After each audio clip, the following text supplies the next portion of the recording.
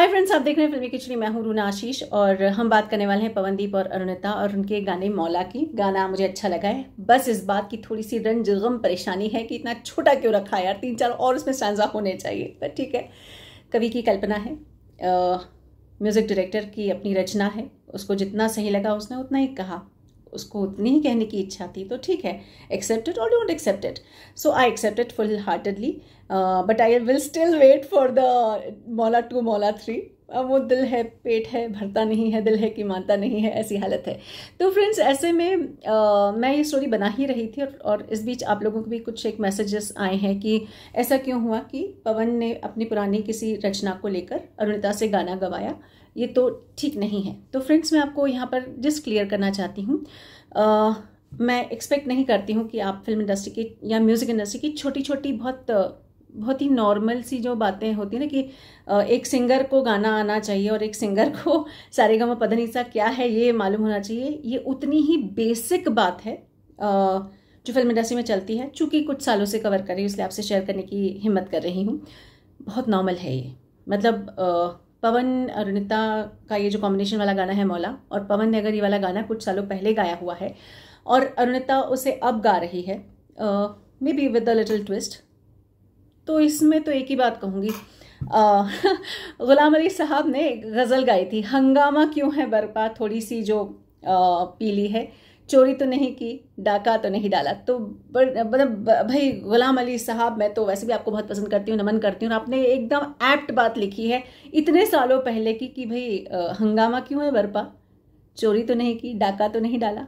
बस उतनी सी बात है। पवन ने अपनी किसी पुरानी रचना को अगर फिर से नया रंग पहनाकर लोगों के सामने लाया तो प्रॉब्लम क्या है। ये काम मैं सच बता रही हूँ, हिमेश रेशमिया जी ने खुद ने बोला है कि जब वो अपने जितने भी एल्बम्स यूट्यूब के लिए गाने निकाल रहे हैं, इनमें से कई ऐसे गाने हैं जो उनके पिताजी ने रचनाएं बनाकर रखी थी, संगीत की धुन बनाकर रखी थी, जिसे वो अब इस्तेमाल कर रहे हैं। ओके, यानी पवनदीप अकेले नहीं है, हिमेश रेशमिया जी भी ये करते हैं। आर.डी. बर्मन साहब के बारे में भी मैं शर्तिया तौर पर कह सकती हूँ कि उनके पास इतनी सारी रचनाएं रखी हैं जो अभी तक, म्यूजिक की धुनें ऐसी रखी हैं जो अभी तक यूज़ ही नहीं हुई हैं। अगर उसे कभी कोई यूज़ करेगा तो वो भी सालों पुरानी रचनाएं यूज़ कर रहा है। ओके, तो इसमें बड़ी बात क्या है। अब एक लगे हाथों बात बता देती हूँ आपको। एस.डी. बर्मन साहब मेरे लिए तो आर.डी. के पापा हैं यार, एस.डी. बर्मन साहब तो मेरे लिए तो आर.डी. बर्मन इतने प्रिय हैं, तो उनके पापा तो मुझे प्रिय करने पड़ेंगे ना, पापा जी को नमस्ते करना पड़ता है तो वैसे एस.डी. बर्मन साहब मुझे पसंद है। उनका एक गाना है, कांटों से खींच के ये आंचल, फ्रेंड्स, ये वाला गाना जो बेसिकली गाना था वो गाना रखा गया था गाइड फिल्म में। अगेन देवानंद एंड वहीदा रहमान की ये फिल्म, और मेरी बहुत बहुत पसंदीदा फिल्मों में से एक रही है। इसके सारे गाने मुझे बहुत पसंद हैं। इससे जो गाना, ये जो वाला जो गाया है, कांटों से खींच के आंचल, ये वाला गाना लता जी ने गाया हुआ है। और अब इसी गाने को, लता जी की है आवाज़ को सेम टू सेम उठाकर उन्होंने स्मिता पाटिल पर पिक्चराइज करवाया है।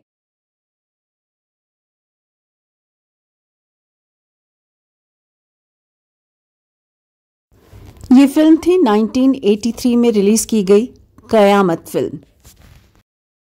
स्मिता पाटिल जी के साथ शत्रुघ्न सिन्हा भी थे, जो 80s की फिल्म है। और गाइड की मैं बात कहूँ तो ये देवानंद के एरा की फिल्म है। सो इतने सालों बाद इसको वापस से यूज़ किया गया, और इस फिल्म में जब यूज़ किया गया तो उसमें स्मिता पाटिल थी, उसमें धर्मेंद्र थे, उसमें जयप्रदा थी, उसमें शत्रुघ्न सिन्हा थे, पूनम ढिल्लों थी, और एट द सेम टाइम इस फिल्म में ये गाना सिर्फ स्मिता पाटिल पर ही नहीं बल्कि जयप्रदा पर भी यूज़ किया गया था।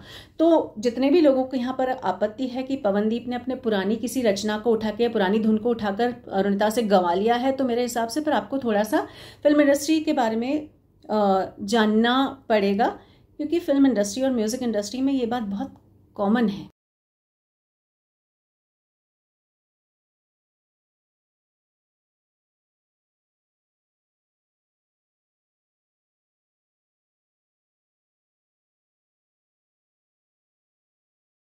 एनीवेज, तो मैं सिर्फ इतना कहना चाहती हूँ कि ये बहुत कॉमनली होता है, और जब ये एस.डी. बर्मन साहब, आर.डी. बर्मन साहब जैसे लोग करते आए हैं, तो फिर पवनदीप ने कर लिया तो इतना हंगामा है क्यों बरपा, बहुत नॉर्मल चीज़ है। इसको अन्यथा ना लें, कलाकारों के लिए ठीक नहीं होगा, गाने के लिए ठीक नहीं होगा। बाकी आप बहुत समझदार हैं, पढ़े लिखे हैं। मैं मानकर चल रही हूँ कि आप अंधी दौड़ में भागने वालों में से नहीं, आप दिमाग से काम लेने वाले लोगों में से हैं। अब बताइए, आपको SD बर्मन साहब की ये बात मालूम थी कि कांटों से खींच के आंचल एक नहीं बल्कि 3 हीरोइंस पर पिक्चराइज हुआ है? हाँ या ना, ज़रा लिख कर बताइए। जय हिंद।